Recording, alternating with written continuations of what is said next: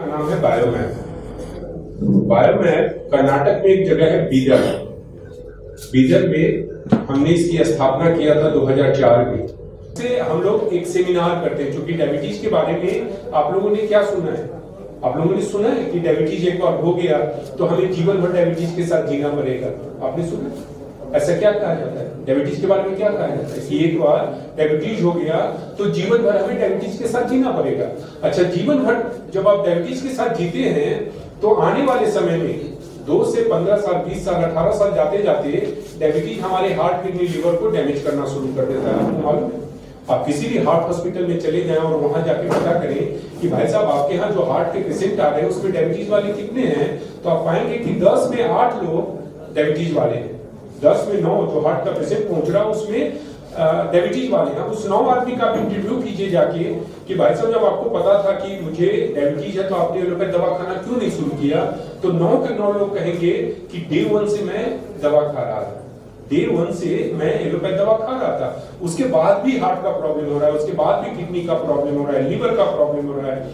और आप देखेंगे कि हमारा जो देश है उसमें करीब करीब 65% लोग ऐसे हैं जिनका सालाना इनकम 2 लाख से कम है। और एक बार हार्ट, किडनी, लिवर का ऑपरेशन होता है तो खर्च 2 लाख से ऊपर तो होता ही है। पूरा परिवार उस प्रक्रिया में व्यस्त हो जाता है, हमारा परिवार अस्त व्यस्त हो जाता है। तो इन सब चीजों को देखते हुए हम लोगों ने ये रिसर्च किया और 2009-2010 से एक अभियान चलाना शुरू किया, एक एजुकेशन चलाना शुरू किया। क्योंकि डायबिटीज, मैं आप लोगों के सामने बताता हूं कि केवल जियोडार्टिन के लेने से हम डायबिटीज फ्री नहीं हो सकते, पर जैसा मैं बताऊंगा यहाँ पे आप लोगों से मैं निवेदन करूंगा कि यहाँ पे केवल शारीरिक रूप से आप लोग मत रहे, एक अगले आधे घंटे 45 मिनट तक मानसिक रूप से यहाँ उपस्थित रहे। तो मैं पूरा विश्वास दिलाता हूँ कि जियोडार्टिन के साथ साथ थोड़ा सा हम खाने पे चर्चा करेंगे, थोड़ा सा हम सोने पे चर्चा करेंगे, थोड़ा हम फिजिकल एक्सरसाइज पे चर्चा करेंगे। यदि इन चारों चीजों को मिला देंगे तो फिर 99.99 नहीं 100% का हम विश्वास दिलाते हैं कि हम लोग डायबिटीज फ्री लाइफ जिएंगे।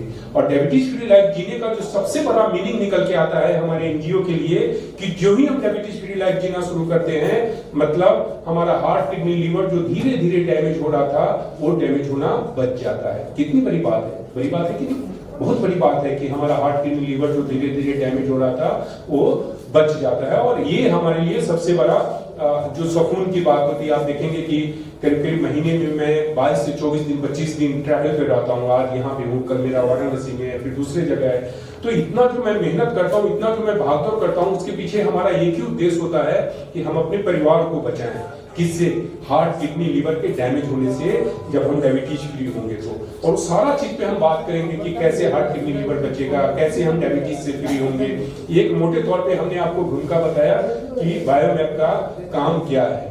और यहाँ पे आप देखेंगे कि इस जो ये बहुत बड़ा पुनीत काम है, हम लोग जो काम कर रहे हैं ये बहुत बड़ा पुनीत काम है और बहुत बड़ा युद्ध के समान है। आज के दिन में डायबिटीज, चूंकि जब हम लोग शुरुआत किए थे तो हमसे कोई पूछते थे कि भाई साहब डायबिटीज पे हमें कब से ध्यान रखना चाहिए, तो हम बताते थे कि 35 साल के ऊपर है तो हमें ध्यान रखना चाहिए। पर अभी मेडिकल काउंसिल ऑफ इंडिया का एक सर्वे पेपर आया, रिसर्च पेपर आया करीब करीब 2 महीना पहले, मैं उसका स्टडी कर रहा था। तो उसमें दिया हुआ था कि भारत में 25 साल से नीचे 4 नवजुवक बैठा है।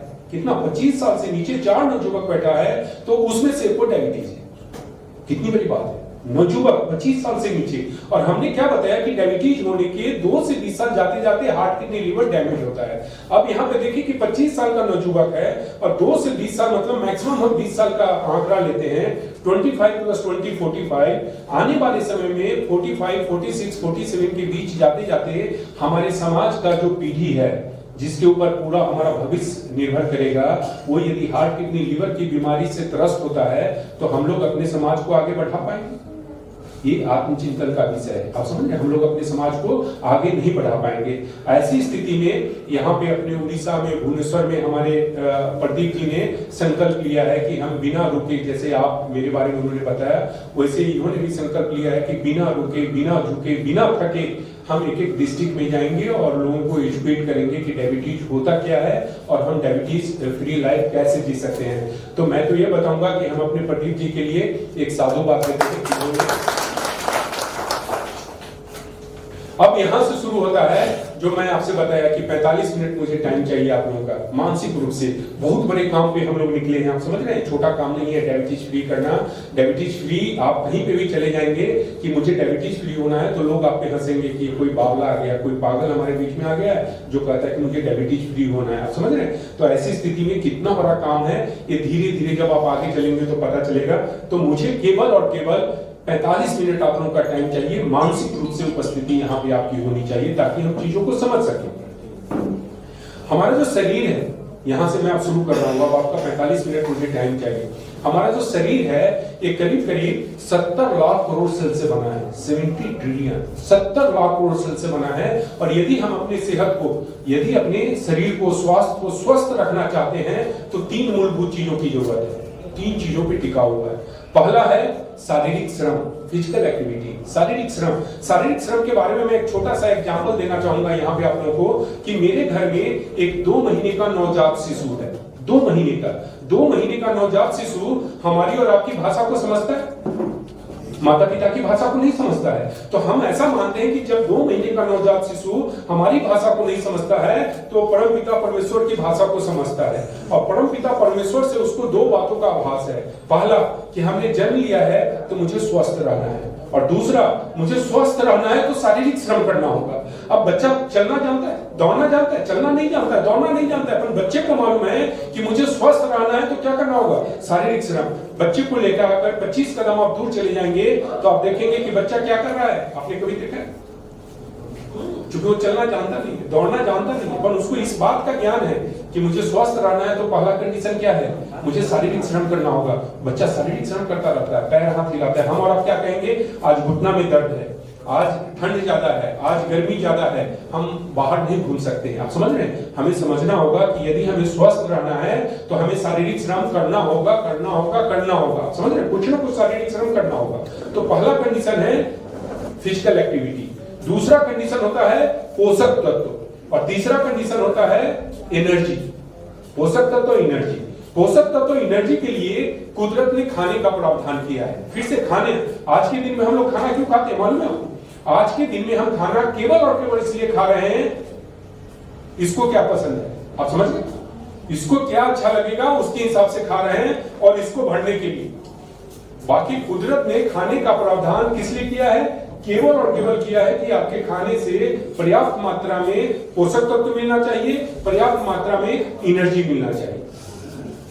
अब खाना आप कुछ भी खाते हैं, चाहे आप वेज खाएं या नॉन वेज खाएं, हर खाने में आप देखेंगे मुख्यतः 2 भाग होता है। एक भाग होता है जिसमें प्रोटीन, विटामिन, मिनरल्स होता है, और ये तीनों को जब हम क्लब कर देते हैं तो उसको पोषक तत्व कहते हैं, न्यूट्रिशन कहते हैं। और दूसरा भाग होता है कार्बोहाइड्रेट। आप लोगों ने नाम सुना कार्बोहाइड्रेट, नाम सुना? खाने में कार्बोहाइड्रेट होता है। कार्बोहाइड्रेट खाना खाने के बाद, पचने के बाद शुगर बन जाता है, जिस शुगर के नाम से आज हम सब लोग त्रस्त हैं। आज पूरी दुनिया त्रस्त है शुगर के नाम से, और कुदरत क्या करते हैं कि कार्बोहाइड्रेट को शुगर में तब्दील कर देते हैं। शुगर में इसलिए तब्दील होता है, कार्बोहाइड्रेट खाना खाने के बाद, पचने के बाद शुगर में तब्दील हो जाता है।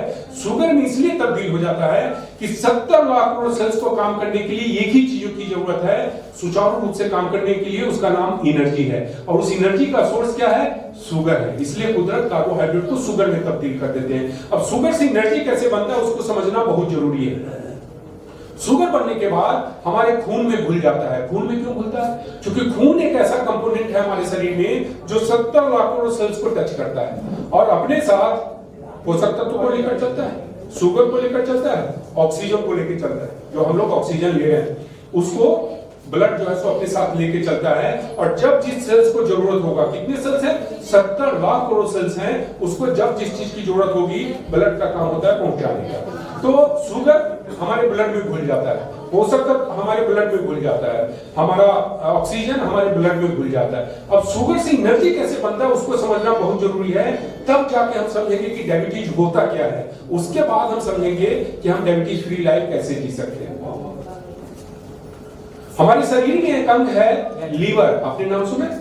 लीवर। लीवर के ठीक नीचे एक छोटा सा अंग है, उसको हम लोग कहते हैं पैंक्रियाज। हिंदी में स्वादुपिंड कहते हैं और इंग्लिश में पैंक्रियाज कहते हैं। पैंक्रियाज में मोटे तौर पे 2 सेल्स होता है, एक का नाम है अल्फा सेल और दूसरे का नाम है बीटा सेल्स। यहाँ पे हम लोग चर्चा करेंगे बीटा सेल्स का।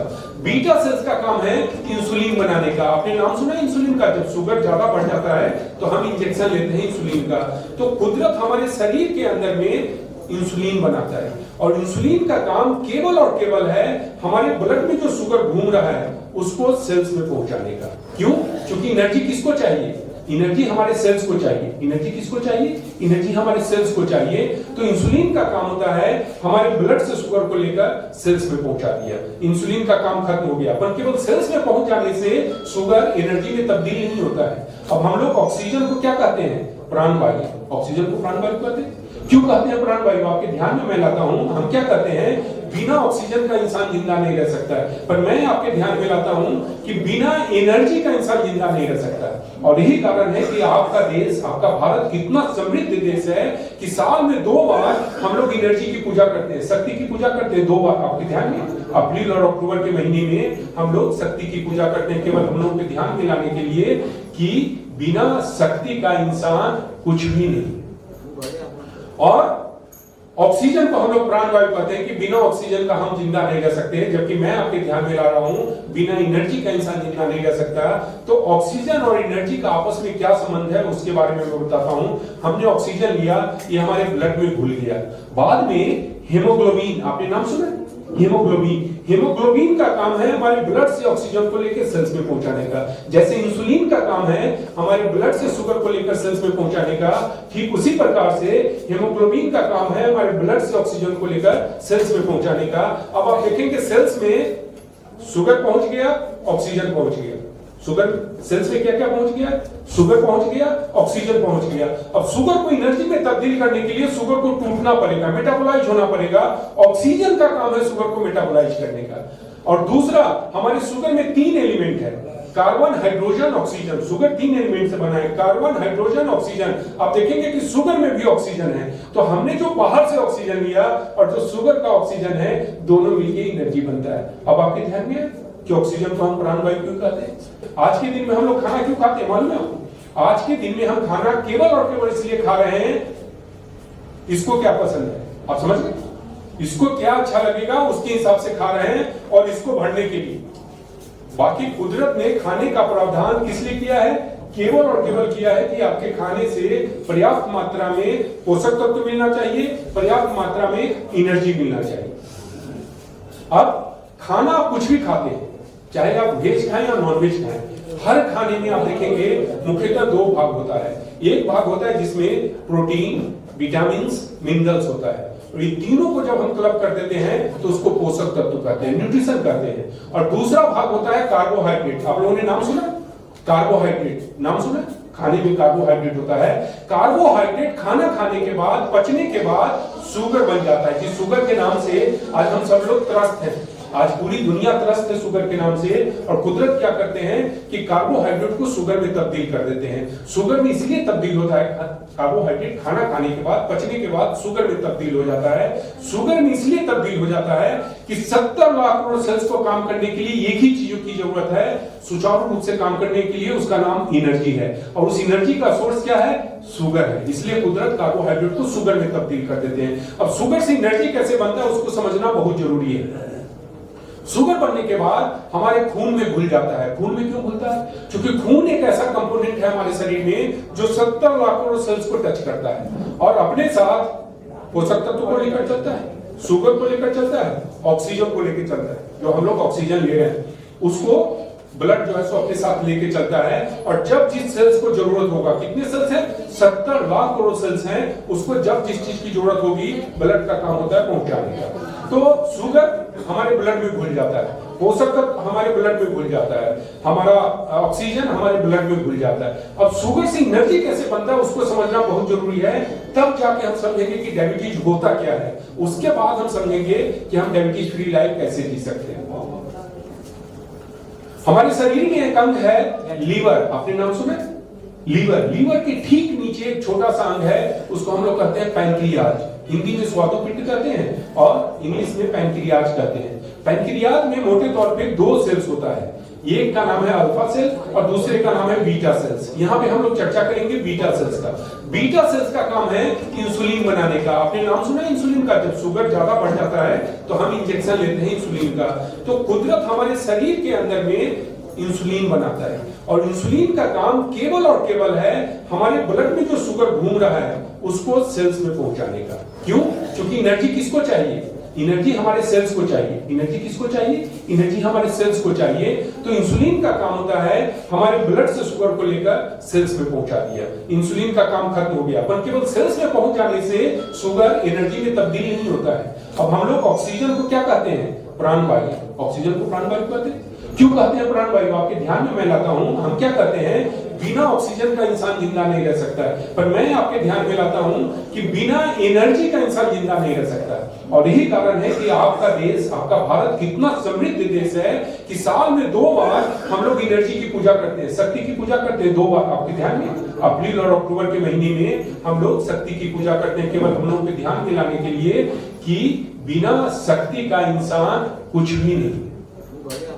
और ऑक्सीजन को हम लोग प्राणवायु कहते हैं कि बिना ऑक्सीजन का हम जिंदा नहीं रह सकते, जबकि मैं आपके ध्यान में ला रहा हूं बिना एनर्जी का इंसान जिंदा नहीं रह सकता। तो ऑक्सीजन और एनर्जी का आपस में क्या संबंध है उसके बारे में मैं बताता हूं। हमने ऑक्सीजन लिया, ये हमारे ब्लड में घुल गया। बाद में हेमोग्लोबिन, आपने नाम सुना? हीमोग्लोबिन। हीमोग्लोबिन का काम है हमारे ब्लड से ऑक्सीजन को लेकर सेल्स में पहुंचाने का। जैसे इंसुलिन का काम है हमारे ब्लड से शुगर को लेकर सेल्स में पहुंचाने का, ठीक उसी प्रकार से हीमोग्लोबिन का काम है हमारे ब्लड से ऑक्सीजन को लेकर सेल्स में पहुंचाने का। अब आप देखेंगे सेल्स में शुगर पहुंच गया, ऑक्सीजन पहुंच गया। शुगर सेल्स में क्या क्या पहुंच गया? शुगर पहुंच गया, ऑक्सीजन पहुंच गया। अब शुगर को एनर्जी में तब्दील करने के लिए शुगर को टूटना पड़ेगा, मेटाबोलाइज होना पड़ेगा। ऑक्सीजन का काम है शुगर को मेटाबोलाइज करने का। और दूसरा, हमारे शुगर में 3 एलिमेंट है, carbon, hydrogen, oxygen. Sugar 3 element से बना है, कार्बन, हाइड्रोजन, ऑक्सीजन। आप देखेंगे कि शुगर में भी ऑक्सीजन है। तो हमने जो बाहर से ऑक्सीजन लिया और जो शुगर का ऑक्सीजन है, दोनों मिलकर एनर्जी बनता है। अब आपके ध्यान में है कि ऑक्सीजन को हम प्राणवायु क्यों कहते हैं? तो मैं ये बता रहा था कि एनर्जी कैसे बनता है। ऑक्सीजन का काम है शुगर को मेटाबोलाइज करके एनर्जी में तब्दील करना। अब आप ये देखें कि किसी कारण से इंसुलिन सही तरीके से नहीं निकल पाता है। कारण क्या होगा कि हमारा बीटा सेल का नंबर घट जाएगा या बीटा सेल सही तरीके से काम नहीं करेगा। दोनों परिस्थिति में यदि हमारा बीटा सेल का नंबर घटना शुरू हो जाता है या बीटा सेल सही तरीके से काम नहीं कर रहा है, दोनों परिस्थिति में इंसुलिन सही तरीके से नहीं निकल पाएगा। और जब इंसुलिन सही तरीके से नहीं निकल पाएगा तो हमारे ब्लड से शुगर को सेल्स में नहीं पहुंचा पाता है। और ब्लड से शुगर जब सेल्स में नहीं पहुंचेगा, खाना हम खाए जा रहे हैं, कार्बोहाइड्रेट शुगर बनता जा रहा है, तो ब्लड में शुगर बढ़ेगा कि नहीं बढ़ेगा? जब इंसुलिन सही तरीके से नहीं निकल रहा है या इंसुलिन सही तरीके से उपयोग नहीं हो पा रहा है, तो दोनों परिस्थिति में ब्लड से शुगर सेल्स में नहीं पहुंच पाएगा और इसका नतीजा होगा कि ब्लड में शुगर बढ़ना शुरू हो जाएगा। ब्लड में जो शुगर बढ़ता है उसको हम लोग डायबिटीज कहते हैं। पर यहाँ पे केवल इस बात को समझने के लिए हम नहीं आए हैं, यहाँ पे हम इस बात को समझने के लिए आए हैं कि ब्लड में जो शुगर बढ़ रहा है वो तो डायबिटीज का प्रमाण है। परिणाम क्या है?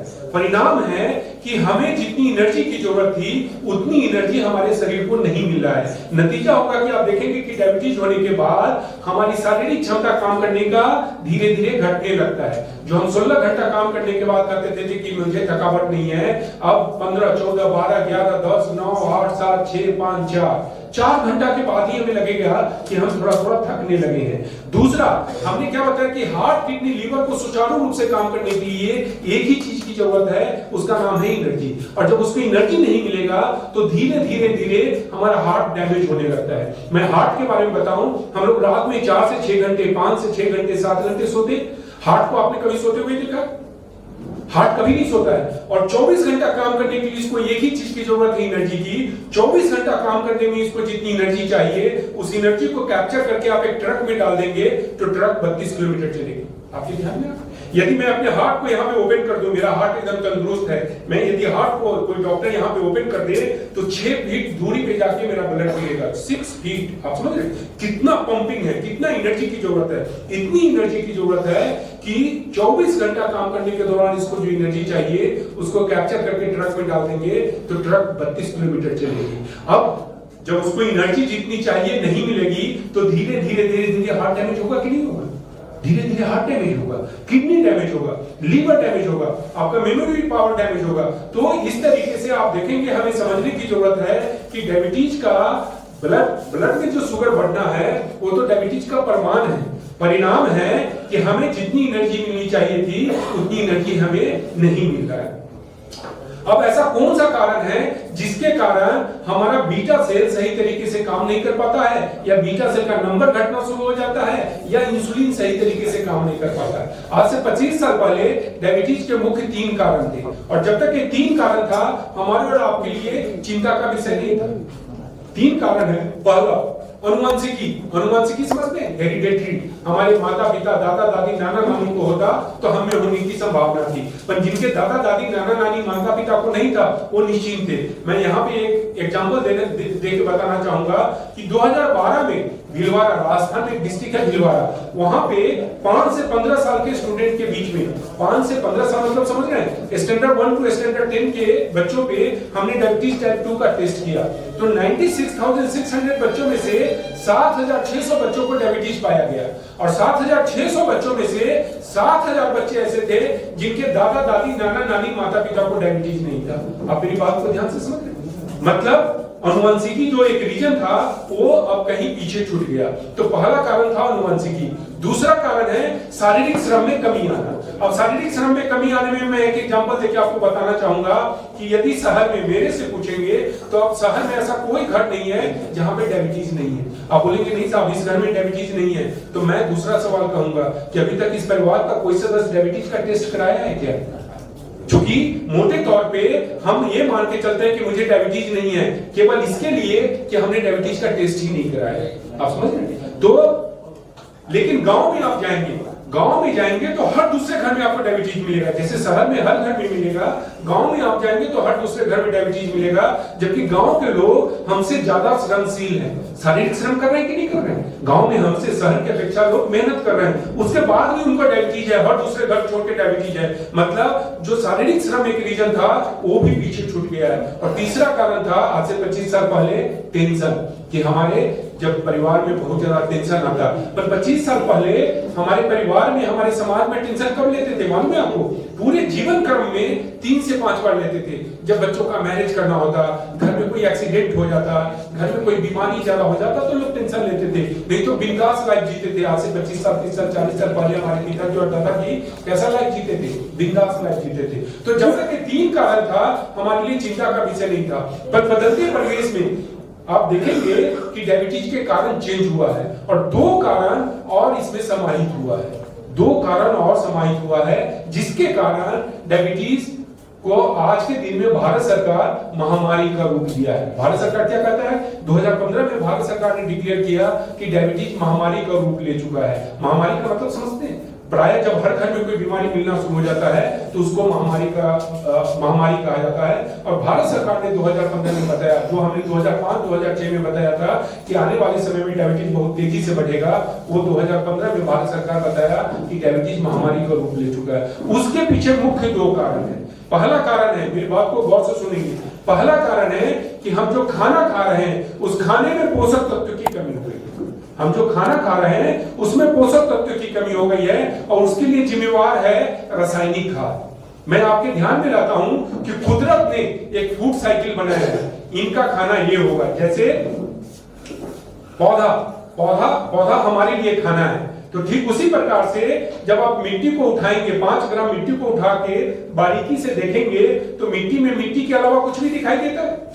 मिट्टी में मिट्टी के अलावा कुछ भी नहीं दिखाई देगा। पर जब उसको माइक्रोस्कोप के पास लेके जाएंगे तो उसमें करोड़ों जीवाणु है, छोटा छोटा जीव है। जिस जीवाणु का भोजन था मिट्टी, और मिट्टी को खा के जो एक्सक्रीट करता वो पौधा के लिए पोषक तत्व होता था। आपके ध्यान में आ रहा है? पर आज के दिन में हमने इतना ज्यादा केमिकल फर्टिलाइजर डाल दिया है कि हमारा मिट्टी जहरीला हो गया है। अब वो जीवाणु उसमें जिंदा नहीं रह पा रहा है, और नहीं रहने के कारण जो माइक्रोन्यूट्रिएंट्स, मिट्टी को माइक्रोन्यूट्रिएंट्स में तब्दील करता था, वो आज के दिन में मिट्टी में माइक्रोन्यूट्रिएंट्स नहीं। आप अपने मिट्टी का टेस्ट करा लीजिए तो मिट्टी में आपको क्रोमियम, सिलेनियम, वैनेडियम नहीं मिलेगा, जो हमारे पैनक्रियाज के लिए बहुत जरूरी है। हालांकि इसकी क्वांटिटी कितनी में चाहिए? एमसीजी में चाहिए। मिलीग्राम के जब 1000 पार्ट्स होगा तो उतना चाहिए, पर उतना होना जरूरी है। अब मैं बताता हूं कि जो माइक्रोब्स है उसको जाने दीजिए। अभी मॉनसून का समय था, अर्थवर्म केचुआ का नाम आपने सुना है? आज से 25 साल पहले आप अपने खेतों में जाते, जिधर पैर रखते उधर केचुआ ही केचुआ मिलता। आप सोचने के लिए विवश हो जाते कि मैं पैर कहां रखूं। पर आज के दिन में आप अपने खेतों में जाएंगे, आपको केचुआ नहीं मिलेगा। और आपने कभी सोचा क्यों नहीं केचुआ? केचुआ का भोजन क्या है मालूम है आपको? केचुआ का भोजन मिट्टी है। और जब उस मिट्टी को खा के केचुआ जिंदा नहीं रह पा रहा है, तो जो माइक्रोब्स है वो जिंदा रह पाएगा?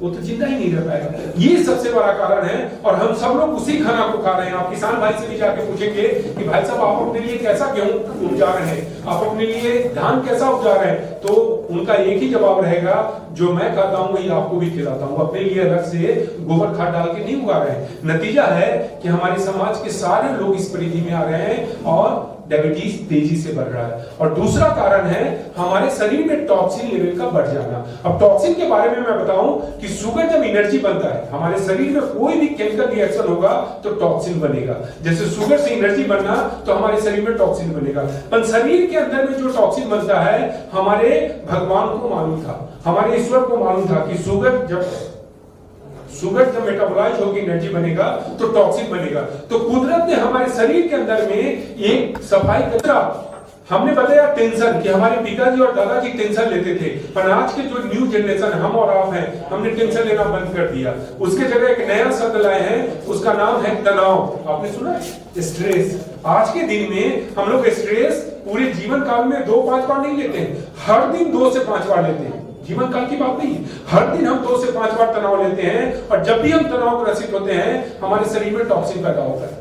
The moment we are stressed out, हमारे शरीर में टॉक्सिन पैदा होता है, जो ईश्वर को मालूम ही नहीं था कि इंसान जीवन को सेलिब्रेट नहीं करेगा, इंसान जीवन को एंजॉय नहीं करेगा, बल्कि स्ट्रेस में गुजारेगा। ये कुदरत को मालूम ही नहीं था। मालूम है, हमारा जो जीवन है सेलिब्रेशन के लिए, हर दिन हमें एंजॉय करना है। पर हम लोग आज के दिन में एंजॉय कम कर पाते हैं, स्ट्रेस ज्यादा लेते हैं।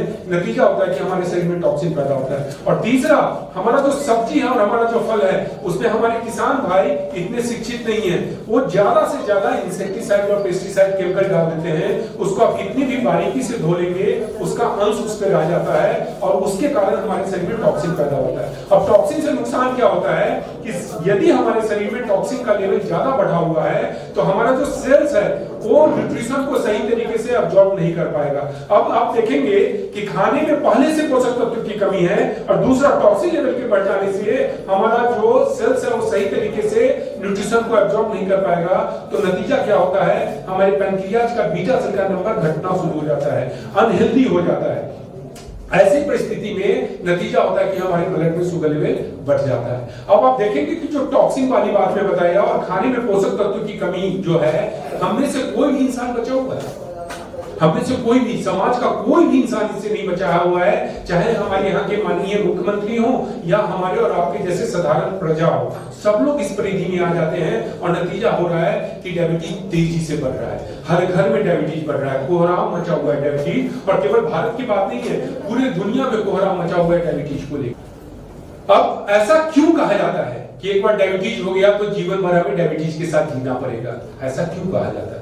आपके ध्यान में आएगा कि डायबिटीज होता क्या है, उसकी रीजन क्या है? बीटा सेल का नंबर घट रहा है, इंसुलिन सही तरीके से यूज नहीं हो रहा है। उसके पीछे कारण होता है कि ब्लड में कोलेस्ट्रॉल लेवल बढ़ जाता है, तो इंसुलिन सही तरीके से यूज नहीं हो पाता। अब ऐसा क्यों कहा जाता है कि एक बार डायबिटीज हो गया तो जीवन भर हमें डायबिटीज के साथ जीना पड़ेगा? आपके ध्यान में मैं लाऊंगा कि हमारी संस्कृति, दुनिया की जितनी भी संस्कृति है उसमें सबसे पुरातन है, सबसे पुराना है। हमारी संस्कृति, भारतीय संस्कृति सबसे पुराना है। और मुझे इस बात को कहने में बड़ा गौरव की अनुभूति हो रहा है कि सबसे समृद्ध संस्कृति हमारा रहा है, चाहे वो शिक्षा का हो या स्वास्थ्य का हो। पर बदलते क्रम में हम लोगों ने अपनी संस्कृति को भूलना शुरू किया और हम लोग टैबलेट पे चले गए। टैबलेट समझ रहे हैं? एलोपैथ पे हम चले गए। हालांकि आज के दिन में सारे पैथी का अपना इंपॉर्टेंस है, एलोपैथ का अपना इंपॉर्टेंस है, आयुर्वेद का अपना इंपॉर्टेंस है, होम्योपैथ का अपना इंपॉर्टेंस है। पर जो लाइफ स्टाइल डिजीज है उसमें एलोपैथ इतना ज्यादा कारगर साबित नहीं हो पाता है। अब आप देखेंगे कि हम लोग जो टैबलेट खा रहे हैं, मोटे तौर पे डायबिटीज हुआ और हम लोग जो दवा खाते हैं, दवा का नाम अलग अलग होगा, दवा का नाम अलग अलग होगा, पर उसमें जो केमिकल यूज होता है, जो सॉल्ट यूज होता है, 2 ही प्रकार का सॉल्ट यूज होता है। केवल भारत की बात नहीं है, आप अमेरिका में चले जाएं, आप यूरोप में चले जाएं, तो मोटे तौर पे डायबिटीज को कंट्रोल करने के लिए जो सॉल्ट यूज हो रहा है दो सॉल्ट यूज हो रहा है। पहला का नाम है ग्लिमिप्राइड और दूसरे का नाम है मेटफॉर्मिन। ग्लिमिप्राइड का क्या काम है मैं आपके ध्यान में लाता हूं। ग्लिमिप्राइड केवल और केवल आपके जो बचा हुआ बीटा सेल है उसको प्रेरित करता है कि आप ज्यादा से ज्यादा इंसुलिन निकालो, पर बीटा सेल का जो नंबर घट रहा है खाने में पोषक तत्वों की कमी के कारण, टॉक्सिन लेवल के बढ़ जाने के कारण, वो तो घटता ही जा रहा है। ऐसी परिस्थिति में हम जीवन भर डायबिटिक रहेंगे कि नहीं रहेंगे? क्योंकि जरूरत है बीटा सेल के नंबर को बढ़ाने का, जरूरत है बीटा सेल को हेल्दी करने का, पर ग्लिमिप्राइड केवल और केवल आपके बीटा सेल को जाके स्टिमुलेट करता है, उसको चाबुक लगाता है कि भाई साहब आप ज्यादा से ज्यादा इंसुलिन निकालो, बीटा सेल का नंबर घटता जा रहा है। नतीजा होगा कि कुछ दिनों के बाद डॉक्टर साहब कहेंगे अब आप इसका डोज बढ़ा दो। डोज बढ़ाने के बाद भी शुगर लेवल 180, 200, 200 रहता है। ये समझने वाली बात है कि जब हम एलोपैथ दवा खा रहे हैं तो हमारा शुगर लेवल 200, 250 क्यों हो रहा है, और कुछ दिनों के बाद डॉक्टर साहब कहेंगे अब एलोपैथ दवा से काम नहीं चल रहा है, अब तो आप इंसुलिन का इंजेक्शन लेना शुरू कर दो, तो जाके आपका शुगर कंट्रोल होगा। फिर भी कौन सा शब्द यूज करेंगे? शुगर कंट्रोल होने के लिए। जबकि कुदरत ने शुगर को किस लिए बनाया है?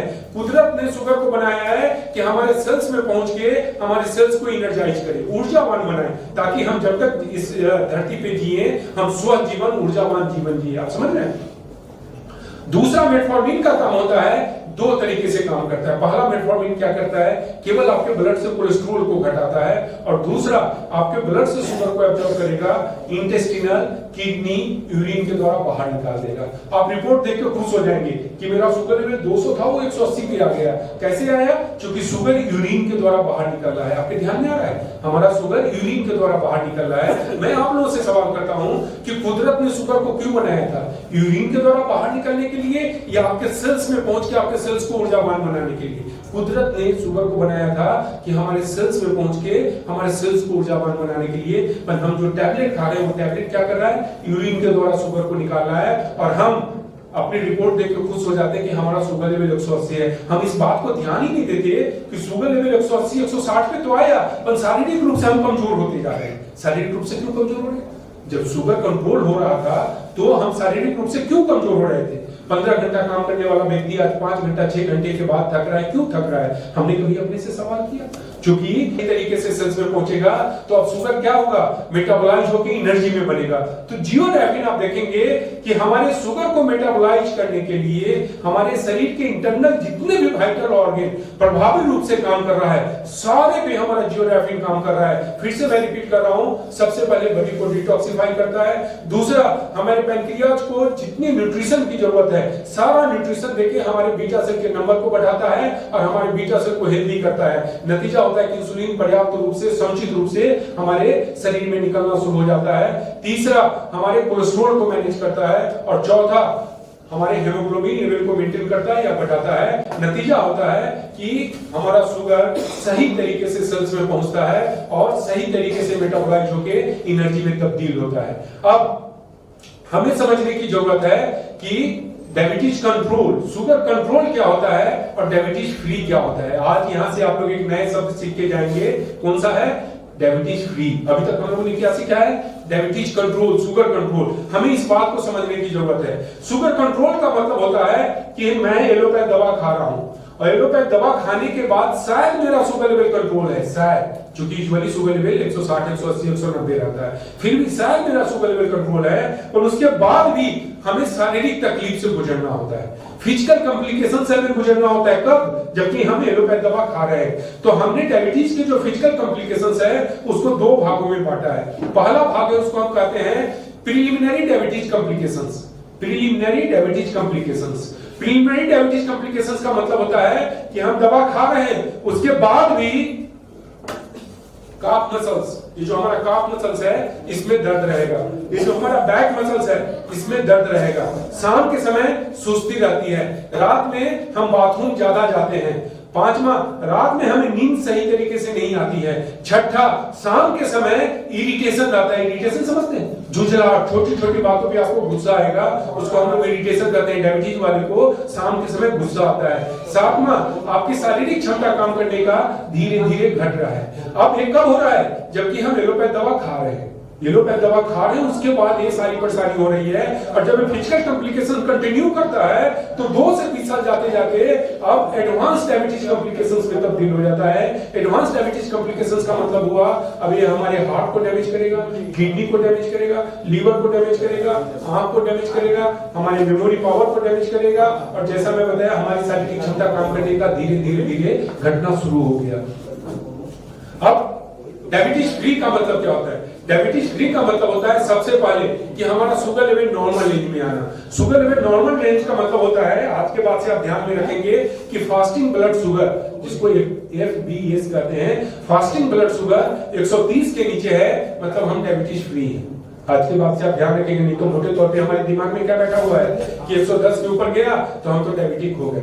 और एलोपैथ की एक सबसे बड़ी ब्यूटी और खूबसूरती है एलोपैथ का कि आपने एक बार एलोपैथ दवा खाना शुरू कर दिया तो 6 महीने के बाद अब बिना एलोपैथ दवा का आपका शुगर लेवल मैनेज ही नहीं होगा, शुगर लेवल कंट्रोल नहीं होगा। तो डॉक्टर साहब चाहेंगे कि आपका 109 110 हो तो हम आपको एलोपैथ दवा देना शुरू कर दें। तो फास्टिंग ब्लड शुगर 130 के नीचे है मतलब हमारा शुगर लेवल नॉर्मल रेंज में है। तो डायबिटीज फ्री का मतलब होता है सबसे पहले कि आपका जो शुगर लेवल है फास्टिंग ब्लड शुगर वो नॉर्मल रेंज में आएगा। दूसरा, हमारा एलोपैथ दवा बंद होगा, हमारा एलोपैथ दवा बंद होगा। तीसरा, हमारी जो शारीरिक तकलीफ है, हमने जो आपको बताया कि हमारे काफ मसल्स में पेन है, हमारे बैक मसल्स में पेन है, शाम के समय सुस्ती है, रात में बाथरूम ज्यादा जा रहे हैं, रात में नींद अच्छी नहीं आ रही है, शाम के समय इरिटेशन है, ये सारा के सारा प्रॉब्लम किसी इंसान में एक प्रॉब्लम होगा, किसी में 2 होगा, किसी में 3 होगा, पर यूजुअली आप देखेंगे लोग परेशानी से गुजर रहे होते। तो ये सारी शारीरिक तकलीफ कंप्लीट खत्म हो जाएगा। चौथा, आपके यूरिन से शुगर नहीं निकलेगा। हमने क्या बताया कि हमारे यूरिन से शुगर निकलता है। चौथा, हमारे यूरिन से शुगर नहीं निकलेगा।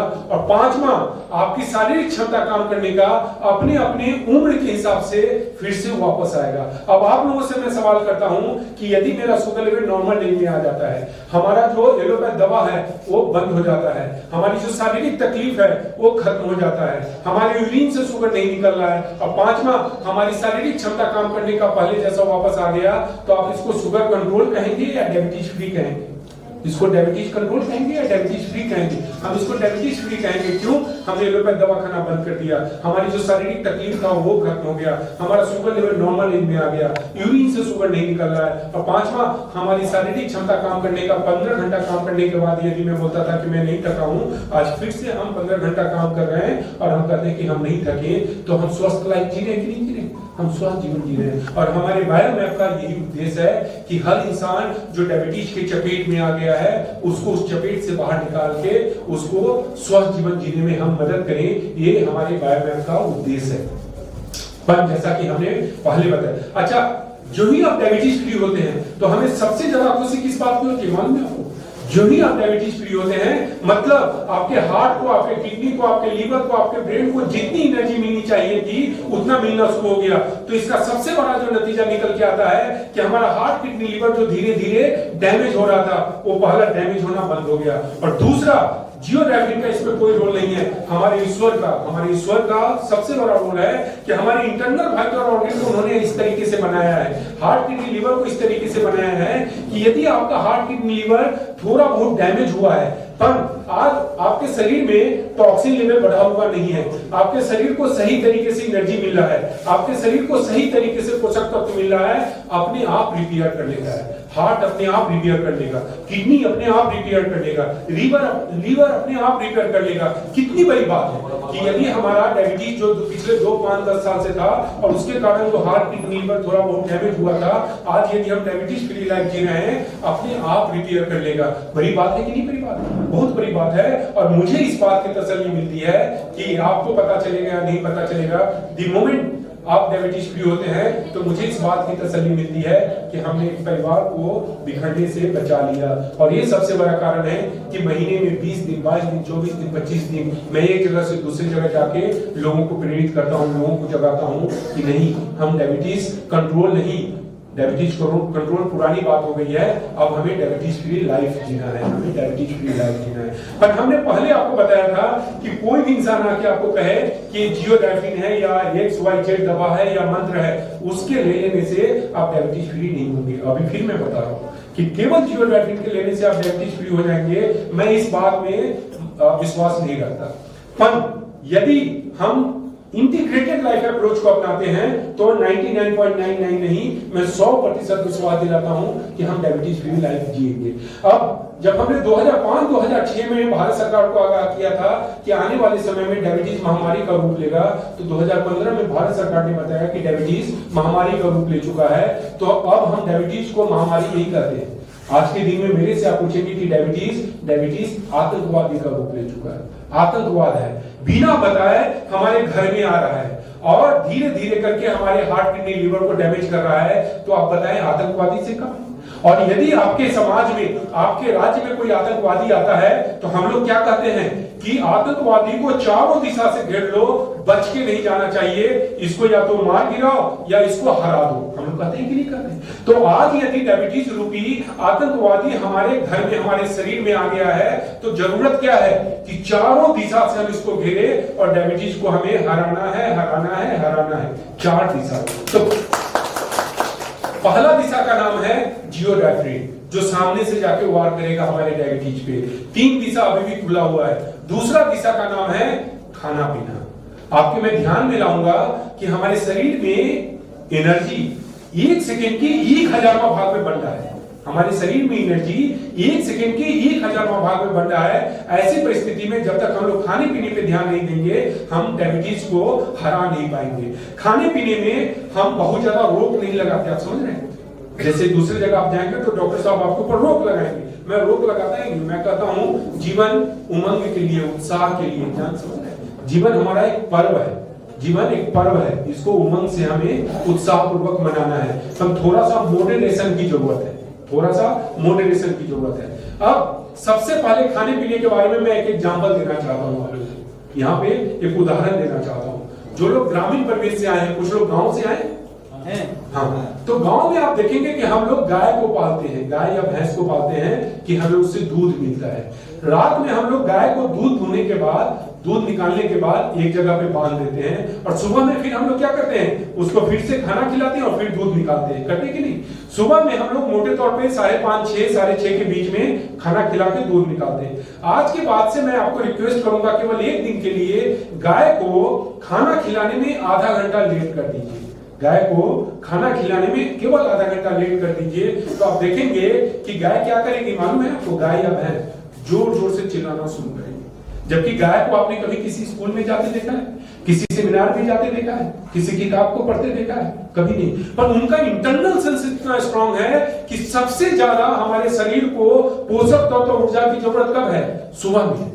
सबसे ज्यादा हमारे शरीर को, कोई भी लिविंग बीइंग को सबसे ज्यादा पोषक तत्व और ऊर्जा की जरूरत सुबह में है। उस पशु को मालूम है, पर बदलते परिवेश में हम इंसान 6 बजे से लेकर 10 बजे तक क्या करते हैं मालूम है आपको?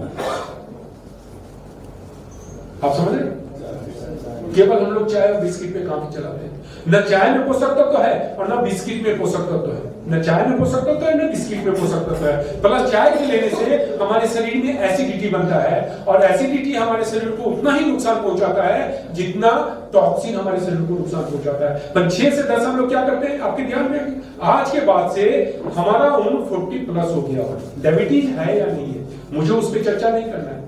40+ हो गया मतलब हमें मॉडरेट लाइफ जीने की जरूरत है, आइडियल लाइफ जीने की जरूरत है। और आइडियल लाइफ का मतलब होता है 6 बजे से 8 बजे के बीच में हमें अंकुरित मूंग खाना है।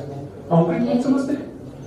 पानी में, रात में बर्तन में पानी डाल के मूंग को पानी में डाल दीजिए और सुबह में उस बर्तन से मूंग को निकाल के सूती वस्त्र, जो मुझे अंग वस्त्र मिला है ये सूती का है, उस सूती वस्त्र में उसको बांध दीजिए। 2 से 3 घंटे के बाद जब आप कपड़ा को खोलेंगे तो उसमें अंकुरण होगा। कितना खाना है मर्जी आपकी, हमारे तरफ से कोई कहेंगे कि साहब मेरी मर्जी, तो मेरी मर्जी तो है कि मैं 1 चम्मच नहीं आधा चम्मच खाऊं। आपको पता नहीं है वो आधा चम्मच आपको जो डॉक्टर साहब डायबिटीज का टैबलेट देते हैं वो कितना चम्मच देते हैं? आपने कभी देखा है? डॉक्टर साहब जो हमें डायबिटीज का टैबलेट देते हैं वो कितना चम्मच होता है? इतना सा गोली होता है। ठीक उसी प्रकार से मॉर्निंग में अंकुरित अनाज खाने का कितना अच्छा प्रभाव हमारे शरीर पे पड़ता है वो आपको पता नहीं चलेगा। कुछ चीज आप हमारे ऊपर छोड़ देंगे, आपके शरीर के लिए वो चमत्कार होता है सुबह में। इसका मतलब ये नहीं कि आपकी इच्छा है कि मुझे 50 ग्राम खाना है तो आप 50 ग्राम खाएं, अपनी इच्छा के हिसाब से खाएं। मेरे तरफ से कोई कंडीशन नहीं है, मेरे तरफ से केवल एक ही निवेदन है कि सुबह में 6 से 8 के बीच में हमें अंकुरित मूंग खाना है। उसके बाद हम चलेंगे अनाज में कोई भी अनाज खा सकते हैं, चना को छोड़ के। एक चना को छोड़ के आप कोई भी अनाज खा सकते हैं। 40 के नीचे आप चना भी खाएं, 45 ऊपर जाने के बाद हमें चना नहीं खाना है, बाकी आपको। पर सबसे अच्छा जो अनाज माना गया है वो मूंग माना गया है अंकुरण के लिए। उसके बाद हम लोग चलेंगे रोटी चावल दाल सब्जी। 10 11 12 बजे सब लोग हम लोग खाना खाते हैं, जिस खाने में हम लोग रोटी चावल दाल सब्जी सब खाते हैं। आप खाने को अपने तरीके से खाएं, हमारे तरफ से कोई बंदिश नहीं। तो डॉक्टर साहब कहेंगे आपको भात नहीं खाना है, आपको आलू नहीं खाना है, हमारे तरफ से कोई बंदिश नहीं है आपको। केवल हमारी तरफ से 2 सुझाव है। पहला सुझाव, 40 प्लस हमारा एज गया तो हमें खाने का 2 भाग करना पड़ेगा। एक भाग करना होगा 1 तिहाई और दूसरा भाग होगा 2 तिहाई। 1 तिहाई होगा तो दूसरा भाग अपने आप 2 तिहाई हो गया। 1 तिहाई भाग आपको सलाद खाना है। और वो सलाद कैसे खाना है? खाना खाने से पहले। मोटे तौर पे हम लोग सलाद खाते हैं, पर सलाद हम लोग कैसे खाते हैं? 1 बाइट रोटी का लेते हैं, दूसरा बाइट सलाद का लेते हैं। आज के बाद से 40 प्लस एज हमारा है या हमें डायबिटीज है तो सबसे पहले हम सलाद खाएंगे और सलाद हमारे खाने का करीब करीब 1 तिहाई भाग होगा। एग्जाम्पल के द्वारा मैं बताता हूं कि यदि मैं 3 रोटी खाता हूं तो आज के बाद से हम 1 रोटी के बराबर सलाद खाएंगे और 2 रोटी जो आप खाना, जैसे 100 ग्राम 300 ग्राम चावल खाते हैं तो 100 ग्राम आप सलाद खाएंगे, 200 ग्राम आप भात खाएंगे। भात में मैं आपको एक चीज ध्यान दिलाऊंगा कि आपके भात खाने पे हमारे तरफ से कोई परहेज नहीं है, कोई रोक नहीं है, केवल एक निवेदन है कि दी मोमेंट हमारा एज 40 प्लस होता है तो भात बनने के 40 मिनट के अंदर हम भात खा लेंगे। मैं कल प्रदीप जी से बात कर रहा था कि उड़ीसा में हमारा एक रीति था, एक रिवाज था कि लोग रात में पानी में भात डाल देते थे और सुबह में भात को खाते थे। जानते हैं क्यों? उस रीति के पीछे साइंटिफिक रीजन है। ऐसा नहीं कि हमारे पूर्वजों ने ऐसे कर लिया। पहले के जमाने में लोग शारीरिक मेहनत बहुत करते थे, खेत में जाके काम करना होता था, बैल नहीं होता था, खुद से हमें हल को जोतना पड़ता था, शारीरिक मेहनत करना पड़ता था। कार्बोहाइड्रेट मतलब हमारे शरीर में शुगर इतना नहीं बनता था। तो भात की एक अपनी प्रकृति है, भात की प्रकृति है कि भात जितना ठंडा होगा उसमें बाहर से कोई तब्दीली नहीं आएगा। इंटरनल फर्मेंटेशन होता है और फर्मेंटेशन होने से उसका न्यूट्रिशनल वैल्यू ज्यों का त्यों रहेगा, पर कार्बोहाइड्रेट बढ़ता चला जाएगा और उस कार्बोहाइड्रेट के बढ़ने से ज्यादा आपके शरीर में शुगर बनेगा और जितना ज्यादा शुगर बनेगा उतना ज्यादा एनर्जी बनेगा। तो हमारे पूर्वज जो थे वो बहुत गरीब होते थे, उनके खाने के लिए फल वगैरह इतना नहीं होता था, उनके खाने के लिए चीनी नहीं होता था, गुड़ नहीं होता था और ऊपर से काम कहाँ करना पड़ता था? खेतों में जाके। तो उन्होंने क्या किया? पानी में भात को डाल के और सुबह में भात को खाना शुरू किया। पर आज की जो पीढ़ी है, हम और आप हैं, हम लोग शारीरिक मेहनत करेंगे। यदि हम लोग आज के दिन में शारीरिक मेहनत कभी कर ही नहीं रहे तो ऐसी स्थिति में आप भात खाएं, क्योंकि भात में न्यूट्रिशन भी है, कार्बोहाइड्रेट है तो पोषक तत्व भी है, पर भात बनने के आधे घंटे के अंदर खाना है ताकि भात ज्यादा ठंडा ना हो और उसमें फर्मेंटेशन ना हो। फर्मेंटेशन होने से कार्बोहाइड्रेट बढ़ेगा। तो केवल भात खाने में एक ही ध्यान रखना है। और दूसरा, कभी कभी आप देखेंगे कि डॉक्टर साहब के यहाँ जाएंगे तो डॉक्टर साहब कहेंगे कि आपको 2 चम्मच भात खाना है, आपको 3 चम्मच भात खाना है। अब हमारा हाइट देखिए 6 फीट है, हमारे भाई साहब का हाइट 6 फीट है। 2 चम्मच भात मतलब आप समझ रहे हैं, इसके नीचे ही नहीं जाएगा, इसके नीचे जाएगा, नीचे ही नहीं जाएगा। तो हम क्या कहेंगे? मुझे भात नहीं खाना है। भात कितना खाना है ये बहुत, इसका मतलब ये नहीं कि हमने भात खाने के लिए आपको बोल दिया तो पूरा थाली आप भात खाएंगे, नहीं। भात खाने का एक हमारे भारतीय संस्कृति ने हमें बताया कि हमें भात कितना खाना है। उसको हम लोग कहते हैं अंजलि। अंजलि का मतलब होता है कि दोनों हाथ को मिला के जितना पानी आ जाए। ये देखेंगे अंजलि हर इंसान का अलग होगा, आपका अलग होगा, आपके बाजू में जो बैठे हैं उनका अंजलि अलग होगा। वो निर्भर करता है आपके शारीरिक जो आपका बनावट है उसमें निर्भर करेगा। तो अंजलि के हिसाब से आप भात खाएंगे। तीसरा, यदि दिन के खाने में सर्दी खांसी जुकाम अस्थमा न हो तो हमें थोड़ा सा दही या बटर मिल्क लेना है। बटर मिल्क को हम लोग छाछ कहते हैं। ये दिन के खाने में लेना है। डायबिटीज वाले को क्या करना है? एक तो भात आपको अंजलि भर खाना है, भात बनने के आधे घंटे के अंदर खाना है, और दूसरा जब भी मौका मिले तो दिन के खाने में हमें दही खाना है। अब हम 3 से 5 के बीच में चलेंगे। 3 से 5 के बीच में आप देखेंगे हम सारे भारतीय किसके पीछे पड़े रहते हैं? 3 से 5 के बीच में चाय, फिर से चाय की बारी है। आपके चाय का दुश्मन मैं नहीं हूं, प्रदीप जी को मालूम है मैं भी बहुत चाय का शौकीन हूं, पर हम क्या करते हैं, चाय आपके शरीर में एसिड बनाता है। तो हमें, जैसे हम लोग मोटरसाइकिल पे चलते हैं तो हेलमेट पहनते हैं कि नहीं पहनते, वैसे हमें उससे बचने की जरूरत है। तो आपको चाय पीने के पहले थोड़ा सा कच्चा अनाज खाना है। चाय पीने के पहले जब भी आप चाय पिए तो थोड़ा सा कच्चा अनाज खाएं। कच्चा अनाज में 3 कैटेगरी आता है। पहला आता है अंकुरित अनाज, दूसरा आता है सलाद और तीसरा आता है फल। तीनों कच्चा है कि नहीं? तीनों कच्चा है। तीनों में से कुछ भी थोड़ा सा खा लें। कितना खाना है आपकी मर्जी। पानी पी लें। किसी कारण से आप ट्रैवल कर रहे हैं या ऐसे जगह बैठे हैं कि तीनों में से कुछ भी नहीं मिलेगा, तो एटलीस्ट हमें क्या करना चाहिए, पानी पी लेना चाहिए। हम लोग भारत में चाय पानी, आप केवल चाय का नाम सुने, भारत में क्या कहा जाता है, चलो चाय पानी करके आते। क्यों? पानी पहले पी लेने से वो बॉडी को ऑर्गेनाइज करता है, तो बॉडी में जो पीएच है वो बैलेंस होगा। तो कभी भी चाय पीने के पहले हमें थोड़ा सा कच्चा अनाज खाना चाहिए, जैसे फल हो गया, सलाद हो गया, अंकुरित अनाज हो गया, और किसी कारण से अवेलेबल नहीं है तो कम से कम पानी पी के तब हमें चाय पीना है। रात में हम चलेंगे 7 से 9। सबसे पहले हम ध्यान रखेंगे कि रात का खाना जितना जल्दी हो सके उतना जल्दी हमें खाना है। नहीं तो लोग क्या करते हैं, शाम में ऑफिस से आए, कुछ ना कुछ नाश्ता कर लिए, अब खाना 10-11 बजे तक खा लिए, खाना पचता नहीं है। आप समझ रहे हैं, वो जो खाने का उद्देश्य है वो हमें हासिल नहीं होता है। तो रात में हमें प्रयास करना है कि रात में हम कितना जल्दी खा रहे हैं। और दूसरा, रात के खाने में भी हमें 1/3 भाग 2/3 भाग करना है। 1/3 भाग सलाद खाना है, 2/3 भाग अपनी मर्जी से आप खाना खाएं, जो भी आपकी मर्जी है, रोटी, चावल, दाल, सब्जी अपनी मर्जी से खाएं।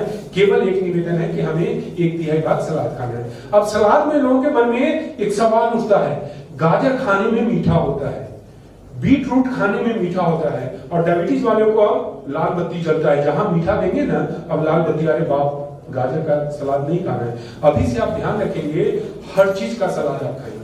गाजर का सलाद खाएं जो अवेलेबल हो सीजन में, गाजर, बीट रूट, कुकुम्बर, प्याज, सारे चीज का आपको सलाद खाना है। आपके ध्यान में ये आना ही नहीं चाहिए कि मैं तो डायबिटीज हूं। आज के बाद से आप सोचना शुरू करेंगे कि हम तो डायबिटीज फ्री होना शुरू हो गए। दूसरा, सब्जी में सारे सब्जी को खाना है, कोई भी सब्जी पे आपको रोक नहीं है। केवल थोड़ा सा बटाका का सब्जी कम खाना, बटाका मतलब आलू का सब्जी हमें थोड़ा सा कम खाना है। पर 5 सब्जी हमारे लिए ऐसा है कि जब भी सीजन में दिखे तो हमें खाना चाहिए। वो 5 सब्जी है बैगन, भिंडी, करेला, सहजन और कैबेज। सहजन समझते हैं, ड्रम स्टिक को कहते हैं। आपके ध्यान में आ गया? ये 5 सब्जी का जब भी सीजन है तो हमें इसको खाना चाहिए, 5 सब्जी। अब फल में लोगों के ध्यान में आता है कि हमें फल में कौन सा फल खाना है, कौन सा फल नहीं खाना है। मैं आपके ध्यान में लाता हूं, फल को देखिए, जो दवा है वो इंसान बनाया है। दवा को कौन बनाया है? हम और आप बनाए हैं, तो उसको हम लोग खा लेते हैं। पर सारे फल को किसने बनाया है? ईश्वर ने बनाया है। उस पे हम लोग रोक लगा देते हैं कि नहीं बाबा नहीं, हमें ये फल नहीं खाना, हमें वो फल नहीं खाना। आज के बाद से आप लोग ध्यान रखेंगे, सारे फल का सेवन करना है, पर मॉडरेट करना है। जिसमें 5 फल ऐसा है जिसका सेवन कम से कम करना है पर ज्यादा नहीं करना। वो 5 फल है, पहला आम, दूसरा केला, तीसरा चीकू, चौथा सीताफल, 5वां अंगूर। आपके ध्यान में आम, केला, चीकू, सीताफल, अंगूर, इसका सेवन करना है पर कम करना है। बाकी फल आप अपने हिसाब से करेंगे। सीताफल का मतलब होता है कस्टर्ड एप्पल। अब सपोटा, चीकू को सपोटा कहते हैं। तो आपके ध्यान में आ गया। खाने पीने में अब मैं आप लोगों से एक सवाल करता हूं कि हमने ऐसी कोई बात बताया जो असंभव है? डायबिटीज जैसे आतंकवाद के सामने हमें मान के चलना होगा कि डायबिटीज आतंकवादी है, तो आतंकवादी के लिए हमने खाने में आपको ऐसा कोई चीज बताया जो असंभव है? केवल एक सोच की जरूरत है, केवल एक संकल्प की जरूरत है कि मुझे अंकुरित अनाज खाना है, मुझे अपने खाने में सलाद को समाहित करना है। आप समझ रहे हैं? एक सोच की जरूरत है, बाकी असंभव ऐसा कोई चीज नहीं। हमने तो हर चीज खाने पे आपको फ्रीडम दिया है, हर चीज। अच्छा, आपके ध्यान में मैं लाऊं कि ये सारा जो सब्जी में बताया कि ये सब्जी खाना है, सलाद में आप देखेंगे सबसे अच्छा सलाद माना गया है टमाटर का। इसका मतलब पूरा टमाटर ही खाएंगे नहीं, पर जब भी मौका मिले तो टमाटर खाना। उसके पीछे रीजन है कि सारे चीज में सबसे ज्यादा क्रोमियम पाया गया है। यदि आप अमेरिका में है, अमेरिका बहुत उन्नत राष्ट्र है, समृद्ध राष्ट्र है, यदि आपका शुगर लेवल कंट्रोल नहीं हो रहा है तो डॉक्टर साहब ग्लिमीप्राइड मेटफॉर्मिन के अलावा एक टैबलेट लिख के देंगे क्रोमियम का, कि भाई साहब आपको क्रोमियम का टैबलेट खाना पड़ेगा। तो मैं जो ये सारा सब्जी आपको बता रहा हूँ कि हमें बैगन खाना है, भिंडी खाना है, टमाटर खाना है, क्यों? क्योंकि इन सब सब्जी में क्रोमियम पाया गया है। और आपके ध्यान में मैं लाऊं कि इस पृथ्वी पे सबसे ज्यादा क्रोमियम किसमें पाया जाता है मालूम है आपको? इस पृथ्वी में जैसे मैं बताया कि टमाटर है, बैगन है, भिंडी है, करेला है, पर सबसे ज्यादा क्रोमियम किसमें पाया जाता है मालूम है आपको? आपके ध्यान नहीं, सबसे ज्यादा उसमें नहीं है। आपके ध्यान में है कि हमारे उड़ीसा का, पश्चिम बंगाल का, कुछ भाग बिहार के और आसाम का एक संस्कृति था पहले, आज से 25 साल 30 साल 40 साल पहले। आज भी कुछ घरों में एक संस्कृति है कि जब आप हमारे यहाँ खाने पे आएंगे, आप चाय पिएंगे तो चाय के बाद आपको हम तांबुल देंगे। तांबुल समझते हैं? पहले संस्कृति था, ऐसा था। क्यों दिया जाता था तांबुल मालूम है? तांबुल इसलिए दिया जाता था कि इस पृथ्वी पे जितने भी पौधा हैं उसमें सबसे ज्यादा यदि क्रोमियम पाया जाता है तो तांबुल में पाया जाता है, जो हमारे पैंक्रियाज को हेल्दी रख के एनर्जी को मेंटेन करता था। और तांबुल हमारे भोजन के पचने में उससे कुछ रस ऐसे निकलते हैं जो हमारे लीवर से बाइल्स के निकलने में मदद करता है, जिसके कारण भोजन हमारा अच्छा से पचता है। पर एक गाना है, हिंदी में एक गाना है मालूम है आपको? मुन्नी बदनाम हो गई, आपने सुना है? मुन्नी बदनाम हो गई, आपने सुना? तो उसी प्रकार से आज पान बदनाम हो गया है। इसके कारण आप अपने घर में पान खाएंगे, समाज में खाएंगे तो लोग बोलेगा तौबा तौबा पान नहीं खाना है। क्यों? क्योंकि पहले पान खाने का मतलब होता था 25 साल 30 साल पहले कि पान में केवल सुपारी डाला जाता, लौंग डाला जाता, इलायची डाला जाता और थोड़ा सा कसेली और कत्था डाला जाता, और लोग उसको धीरे धीरे खा के चबा के और उसके रस को क्या करते थे? निगल जाते थे। बदलते परिवेश में हमने पान को क्या किया? ये लौंग इलायची तो भूल ही गए, ऊपर से हमने उसमें तंबाकू डालना शुरू कर दिया। अब तंबाकू को आप निगल नहीं सकते, आपको बाहर फेंकना पड़ेगा। तो जहां पे भी हम बैठते हैं उसको गंदा करना, पहला गंदा करते हैं। दूसरा, धीरे धीरे हमारे परिवार में, समाज में अवेयरनेस आया कि तंबाकू खाने के कारण तो कैंसर हो रहा है। तो हम लोगों ने क्या किया?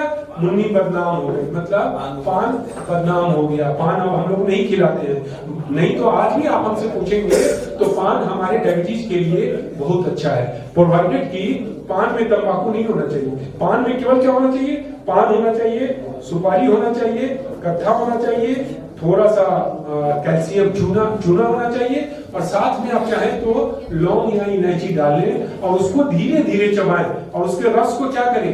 अंदर ही अंदर खाएं। तो पान बहुत, आप देखिए कि आपकी संस्कृति कितना समृद्ध था।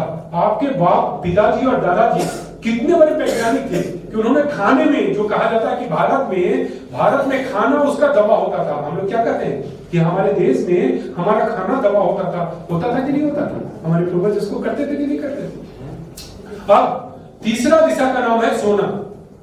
दो दिशा पे हमने चर्चा कर लिया, जियोडाइफिन, खाना पीना। तीसरा दिशा का नाम है सोना। तो हम यहाँ पे कुछ लोग बैठे होंगे, बोलेंगे डॉक्टर साहब आप बात कर रहे हो और मैं तो सोया हूं, फिर भी आप सोने पे चर्चा करेंगे। कुछ लोग ये कहेंगे कि डॉक्टर साहब आप चिल्ला रहे हो, आप बातें कर रहे हो और मैं तो फिर भी सो रहा हूं, फिर भी आप हमें सोने पे ही बताएंगे। मैं बताऊंगा सोने पे, क्योंकि कोई सोया नहीं सकता जी। कोई सो नहीं सकता। तो सोने में हमें मोटे तौर पे हम लोग क्या पढ़ते हैं? हमें यह बताया जाता है कि हमें 6 घंटा सोना है, हमें 8 घंटा सोना है, हमें 7 घंटा सोना है। आप समझ रहे हैं? सोने में घंटा से ज्यादा इंपॉर्टेंट है। मेरे से आप पूछेंगे तो सोने का एक साइकिल होता है, स्लीप का एक साइकिल होता है, और एक साइकिल करीब करीब 2 घंटा 45 मिनट का है। और एक इंसान को स्वस्थ जीवन जीने के लिए केवल 2 साइकिल चलाने की जरूरत है। मतलब 2 घंटा 45 को ऐड करेंगे तो 5 आवर्स 30 मिनट्स होता है। तो 6 घंटे 8 घंटे की बात जाने दीजिए। यदि हमें स्वस्थ जीना है तो 5.5 घंटा काफी है। पर हमें उस 5.5 घंटा को समझना होगा कि 5.5 घंटा कब से कब सोना है, कब से कब सोना है, उसको समझना जरूरी है। अब हमारे और आपके शरीर में एक घड़ी लगा हुआ है, जैविक घड़ी हम कहते हैं, बायोलॉजिकल क्लॉक। और जो प्रकृति है उस प्रकृति में एक घड़ी लगा हुआ है, उसको हम लोग कहते हैं नेचर्स क्लॉक। अच्छी नींद आने के लिए, साउंड स्लीप आने के लिए दोनों घड़ी का आपस में मिलना जरूरी होता है, तब जाके आपको अच्छी नींद आएगी। क्यों? Because we are an integral part of nature. प्रकृति के हम अभिन्न अंग है, प्रकृति से हम अलग हो ही नहीं सकते हैं।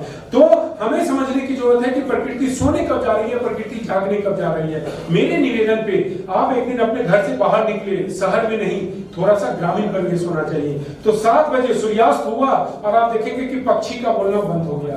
पक्षी के बोलना बंद होने का मतलब नेचर तो सोने गई। और एक दिन मेरे निवेदन पे अब सुबह में 4:30 बजे अपने घर से बाहर निकल जाइए, सुबह के 4:30 बजे घर से बाहर निकल जाइए, तो आप देखेंगे कि पक्षी का बोलना शुरू हो गया, पक्षी बोलना शुरू कर दी, मतलब नेचर जाग गई। तो ये 4:30 बजे जो सुबह में है, उसके पहले आपको 5.5 घंटा पूरा करना है।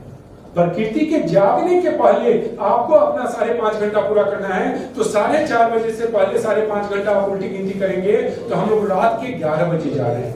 मतलब मोटे तौर पे हमें रात के 11 बजे सोना चाहिए। और आपके शरीर में जैविक घड़ी है और नेचर में नेचर क्लॉक है, दोनों का मिलना जरूरी है। मैं एक उदाहरण के द्वारा आपको समझाता हूं कि आपका कोई दोस्त या आपका कोई रिलेटिव अमेरिका गया हो, तो उसको दूसरे दिन फोन करके आप ये मत पूछे कि दोस्त कैसे हो, केवल आप ये पूछे कि दोस्त नींद अच्छी आई। बोलेगा नींद अच्छी नहीं आई। जानते क्यों? चूंकि तो 15 घंटा में अमेरिका पहुंच गया। जब हमारे देश में रात होता है तो अमेरिका में क्या होगा? दिन होगा। अब उसका बॉडी जो जैविक घड़ी है, नेचर के जैविक घड़ी को खोज रहा है, तो वहां उसको जैविक घड़ी मिल ही नहीं रहा। यहाँ जब दिन होता है तो वहां रात हो रहा है। धीरे धीरे जब उसका बायोलॉजिकल क्लॉक नेचर के क्लॉक के साथ एडजस्ट होगा, तब जाकर उसको नींद आती है। 2 दिन, 3 दिन, 4 दिन के बाद। इंपॉर्टेंट मैटर है कि नहीं? कितना इंपॉर्टेंट है बायोलॉजिकल क्लॉक और नेचर क्लॉक का आपस में मिलना। पर इससे भी बड़ी बात, मैं एक बात बता रहा हूं कि पूरे दिन हम लोग काम करते हैं। अब पूरे दिन काम करने के दौरान हमारे शरीर में टॉक्सिन पैदा हो रहा है और हमारे सेल्स डैमेज हो रहे हैं। तो कुदरत ने, हमारे ईश्वर ने एक टाइम फिक्स किया है 11 से 3, 4 घंटा जब आप सो जाएंगे तो आपके शरीर से टॉक्सिन को बाहर निकाला जाएगा और सेल्स को रिपेयर किया जाएगा। यदि आप 12 बजे सोने जा रहे हैं तो कुदरत को टाइम कितना मिल रहा है? 3 घंटा। 1 बजे सोने जा रहे हैं तो 2 घंटा। जबकि कुदरत का पैमाना कैसा होता है? फिक्स पैमाना होता है। 4 घंटा चाहिए तो 4 घंटा उसको चाहिए। तो मैं आप लोगों से निवेदन करता हूं कि हमें ये सारा चर्चा का विषय इसलिए हो रहा है, भारत में पहले सूर्यास्त के बाद लोग सो जाते थे। तो 1980 के दशक में टीवी आया और टीवी के आने के बाद से हम लोगों ने जागना शुरू किया। पर जागने के बाद भी टीवी भारतीय समाज को बर्बाद नहीं कर पाया। तो टीवी का एक दोस्त, मजबूत दोस्त, शक्तिशाली दोस्त अमेरिका में बैठा था, अपने दोस्त को फोन किया कि दोस्त, भारत के समाज को बर्बाद करना इतना आसान नहीं है। भारत के समाज को आप बर्बाद नहीं, इनकी संस्कृति बहुत समृद्ध है, इन लोग को बर्बाद करना इतना आसान नहीं है। तो उसका दोस्त तैस में आ गया, ऐसे कैसे होगा यार, हम भारत के समाज को बर्बाद करेंगे। और दूसरे दिन वो फ्लाइट पकड़ के अपने देश में आया। टीवी के दोस्त का नाम आपको मालूम है? व्हाट्सएप, आपने नाम सुना? व्हाट्सएप। रात में जब मेरी बेटी मुझे कहती है कि पापा आप सो जाओ, तो मैं चादर लेके सोने जाता हूँ। क्यों मालूम है? ताकि उसको ये हो कि यार चादर ओढ़ने के बाद तो टीवी देख नहीं सकता है बंदा, पर चादर के अंदर ही अंदर रात के 12 से 1 बजे तक हम क्या करते हैं मालूम है आपको? मैं व्हाट्सएप देखता हूँ। मेरे ऊपर इतना वीडियो आता है कि यदि मैं, लोग फोन भी करते हैं कि डॉक्टर साहब आपने वो वीडियो देखा? अरे भाई साहब, मेरे ऊपर इतना वीडियो आता है, ट्रस्ट मी, कि यदि मैं वीडियो देखने बैठूं तो डेली का मुझे 16 घंटा वीडियो देखना पड़ेगा।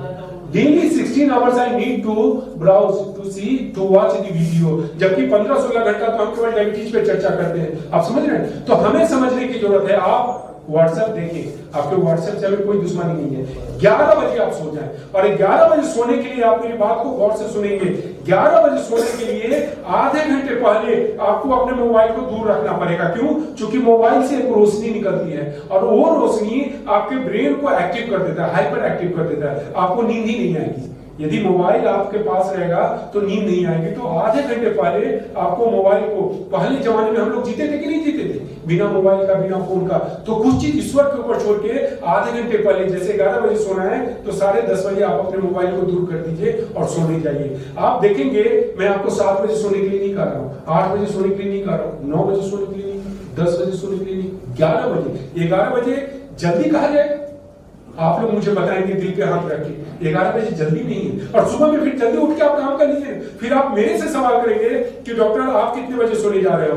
ट्रस्ट मी, आप मेरे घर पे फोन कर लीजिए, 10 से 10, 20, साढ़े 10 के बीच में मैं सो जाता हूँ। जबकि आप लोग इतना मैं भी मेहनत कर रहा हूँ, 15 घंटा, 16 घंटा, 17 घंटा व्हाट्सएप पे मुझे रिपोर्ट आता है, रिपोर्ट को देखना, फोन कॉल को देखना, सेमिनार करना, ट्रैवल करना। ट्रैवल भी तो हमारे काम का भाग है कि नहीं? ट्रैवल करना तो 16 घंटा 17 घंटा मैं काम करता हूं, पर जब सोने की बारी आती है तो 10 से साढ़े 10 बजे के बीच में मैं सो जाता हूं। तो आज के बाद से हमें ध्यान में रखना है कि हमें 11 बजे के आजू बाजू सो जाना है।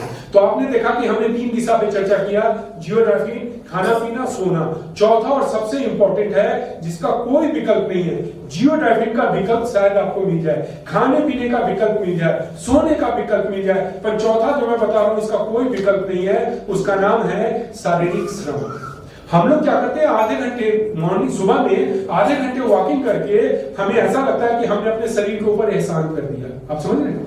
जबकि हमें क्या करना चाहिए कि सुबह में आधे घंटे जो हम वॉकिंग करते हैं उसके अलावा दिन में 3 से 4 बार हमें मौका को तलाशना है, ज्यादा नहीं, 200 से 500 मीटर हम कैसे चल पाए। आपको मालूम नहीं है केवल 100 कदम चलने से आपके शरीर को कितना प्रभाव पड़ता है। कुछ चीज आप मेरे ऊपर छोड़ दें, उससे आपके शरीर पे बहुत अच्छा प्रभाव पड़ता है। आप समझ रहे हैं? तो दिन में हमें एक आधे घंटे तो मॉर्निंग वॉक करना ही है। ऊपर से जैसे मेरे बारे में आप मेरे से पूछेंगे तो जब मैं अपने हेड ऑफिस में रहता हूं तो मैं अपना कार 500 मीटर दूर पार्क करता हूं, जबकि मेरे ऑफिस के सामने में हमें पार्किंग प्लेस मिला हुआ है। फिर भी मैं 500, लोग मुझे पागल कहते हैं, इसको देखो इसको पार्किंग प्लेस मिला हुआ है, ये 500 मीटर दूर पार्क करके आता है। क्यों? कंपलसरी मुझे 500 मीटर वहां हो गया, और फिर जब मैं जाऊंगा तो 500 मीटर। बीच में 1-2 हमारी मीटिंग सेमिनार हो जाती है, उसमें 1-2 बार और हो गया। दूसरा, जैसे हम जब भी किसी ऑफिस में जाएं, अपने घर पे जाएं जहां पे सीढ़ी है, तो हमें प्रयास करना चाहिए कि हम सीढ़ी से चढ़ के जाएं। यदि हमारे घुटना में दर्द हो रहा है या थका जैसे हम लग रहे हैं तो 5 महल हमें जाना है, तो एटलीस्ट 2 महल तो हम सीढ़ी से चढ़ के जाएं। 3 महल आप लिफ्ट से चले जाएं, पर 2 महल तो आप सीढ़ी से चले। मतलब हमें बहाना ढूंढना है। अब आप मेरी बात को ध्यान से सुनेंगे कि हम यदि जियोग्राफी को लेना शुरू करते हैं, हमने खाने पीने में परिवर्तन लाया, हमने सोने में परिवर्तन लाया, और हम शारीरिक श्रम करते हैं, तो मैं 99.99 नहीं, मतलब कितना होगा, 100% का मैं विश्वास दिलाता हूं कि हम डायबिटीज फ्री लाइफ जिएंगे। और यदि हमारा डायबिटीज फ्री लाइफ यहाँ पे बैठे हुए 5-10 लोग भी डायबिटीज फ्री लाइफ जीना शुरू कर देते हैं, तो हम अपने समाज को क्या संदेश देते हैं कि डायबिटीज लाइलाज नहीं है। डायबिटीज लाइलाज नहीं है, केवल जरूरत है एक संकल्प का कि हम एक संकल्प लें, और संकल्प लेने के बाद हम एक मधुमेह मुक्त जीवन जिए। अब जियोग्राफी के बारे में थोड़ा सा और भी मैं 2-3 चीज बताता हूं कि डायबिटीज के अलावा आप देखेंगे 3 बीमारी है जिसको लाइलाज कहा गया है। डायबिटीज को लाइलाज कहा गया है, वैसे 3 बीमारी है जिसको लाइलाज कहा गया है। दूसरे का नाम है ब्लड प्रेशर, तीसरे का नाम है थायराइड, चौथे का नाम है माइग्रेन हेडेक। माइग्रेन हेडेक समझते हैं आप? सिर में दर्द होगा 4 से 72 घंटे हम एकदम बेचैन हो जाते हैं। और ये 4 जो बीमारी है हमारी, diabetes, blood pressure, thyroid, migraine headache, चारों का मुख्य कारण है कि आपके शरीर में एनर्जी सही तरीके से नहीं बन रहा है।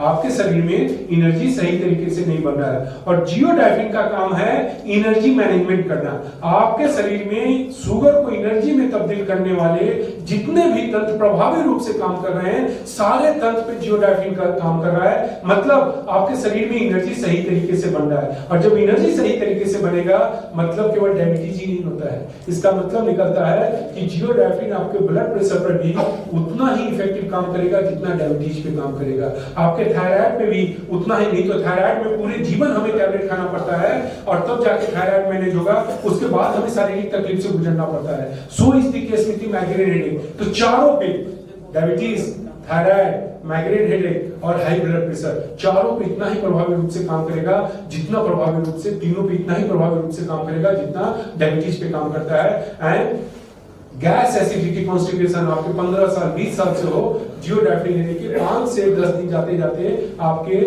गैस एसिडिटी कॉन्स्टिपेशन पे लाभ मिलेगा। जियोडाइफिन कौन ले सकता है? जियोडाइफिन जैसा मैं बताया कि मेरे परिवार में हम 3 सदस्य हैं, और आप लोगों की शुभेच्छा और ईश्वर की कृपा से हम तीनों स्वस्थ हैं, हमें कुछ भी परेशानी नहीं है, फिर भी हम जियोडाइफिन ले रहे हैं। मतलब जियोग्राफी लेने के लिए हमें बीमार होने की जरूरत नहीं है, जियोग्राफी लेने के लिए हमें बीमार होने की जरूरत नहीं है। पर हम लोग जो टारगेट कर रहे हैं, जैसे आप पूछेंगे कि बायोमैप का मिशन क्या है, तो बायोमैप का एक ही मिशन है, डायबिटीज डायबिटीज डायबिटीज। आप मेरे से पूछेंगे कि 16 घंटा में 15 घंटा 30 मिनट आप क्या काम करते हैं, डायबिटीज डायबिटीज डायबिटीज। आधे घंटे हम यहाँ वहाँ की बातें करते नहीं, तो मेरा काम केवल और केवल डायबिटीज पे है, और यही कारण है कि हम लोग एक मिशन के रूप में इस अभियान को आगे बढ़ा रहे हैं। अच्छा, डायबिटीज के अलावा दूसरा एक होता है प्री डायबिटीज। प्री डायबिटीज समझते हैं, बॉर्डर लाइन पे होता है। हमें कैसे पता चलता है, मैं एक छोटा सा एग्जांपल देकर बताता हूँ। एकदम स्वस्थ आदमी 30 साल 32 साल का कोई लड़का है, उसको सुबह में 2 घंटा लेट से खाना खाने के लिए आप कहेंगे तो 2 घंटा लेट खाना खाने में उसको बेचैनी होने लगती है, जबकि हमारे शरीर में शुगर स्टोर्ड है 15 से 20 दिन के लिए, कि 15 से 20 दिन भी इंसान खाना ना खाए तो वो शुगर एनर्जी में तब्दील होता रहेगा और आपको बेचैनी नहीं होगी। पर आप देखेंगे कि केवल 2 घंटा लेट से खाना खाने में बेचैनी हो रही है, मतलब शुगर सही तरीके से एनर्जी में तब्दील नहीं हो रहा है। ऐसे इंसान को आप जियोग्राफी केवल 15 से 20 दिनों के लिए दें, और 15 से 20 दिनों के बाद आप उसको बोले कि अब 2 घंटा नहीं 4 घंटे के बाद खाना खाओ, उसको थोड़ी सी भी परेशानी नहीं होगी। क्यों? क्योंकि जियोग्राफी पैंक्रियाज पे काम करेगा, कोलेस्ट्रॉल पे काम करेगा, हेमोग्लोबिन पे काम करेगा, और भले ही वो खाना नहीं खा रहा है, जो स्टोर्ड शुगर है जिसको हम लोग ग्लाइकोजन कहते हैं, ग्लाइकोजन को शुगर में तब्दील करके उसको एनर्जी में तब्दील करेगा, आपको सही तरीके से एनर्जी मिलेगा, तो आपको बेचैनी नहीं होगी। और तीसरा, जो हम लोग हेल्दी आदमी हैं, हेल्दी होने के बावजूद आप देखेंगे कि बारिश में आधे घंटे हम लोग भीग जाते हैं तो हमें फीवर हो जाता है, हमें जुकाम हो जाता है। जानते क्यों? हमारा इम्यूनिटी लेवल घट जाता है। हम किसी दिन ज्यादा काम करते हैं तो काम करने के दौरान हमें पर्याप्त रूप से भोजन नहीं मिलता, पर्याप्त रूप से पानी नहीं मिलता, तो हम घर पे पहुंच के क्या कहते हैं, हम थक गए हैं। थकना होता क्या है, जब काम करने के दौरान एनर्जी खर्च हुआ 80 यूनिट, पर एनर्जी का प्रोडक्शन हो रहा है 60 यूनिट, दोनों का जो गैप होता है उसको थकना कहते हैं। हमने पहले ही बताया कि जियोग्राफी का काम होता है एनर्जी को सही तरीके से मैनेज करना। मतलब आज हमने घर खेत में जाके काम किया, हल का काम किया, 500 यूनिट एनर्जी लगा, तो जियोग्राफी वो सारे तल पे प्रभावी रूप से काम करके 500 यूनिट देगा। नतीजा होगा कि हम ये कहना भूल जाएंगे कि मैं थक गया हूं, आपका इम्यूनिटी लेवल बढ़ जाएगा। तो आप देखेंगे कि जियोग्राफी डायबिटीज पे उतना ही प्रभावी रूप से काम कर रहा है जितना प्री डायबिटिक पे कर रहा है, और नॉन डायबिटिक को एनर्जी मेंटेन करने और इम्यूनिटी लेवल बढ़ाने में काम करता है। अब मुझे डायबिटीज के बारे में जितना बताना था, आज जो हमारा उद्देश्य था डायबिटीज पे चर्चा करने का, हमने बताने का एक विनम्र प्रयास किया है। पर हमारा हेल्थ बहुत कॉम्प्लेक्स है, हमारा डायबिटीज बहुत कॉम्प्लेक्स होता है। कुछ लोग हैं जो सुनने के क्रम में सही तरीके से नहीं सुन पाए हो, ध्यान से नहीं सुने हो, और उनको अभी भी कुछ संदेह है, उनको कुछ डाउट है। तो यहाँ से अभी आप लोगों का सेशन शुरू होगा एक आधे घंटे के लिए, कि आप लोग के मन में डायबिटीज को लेके या हेल्थ को लेके कोई भी सवाल है, या हमारे जियोग्राफी से लेकर कोई भी सवाल है, तो अभी आप लोग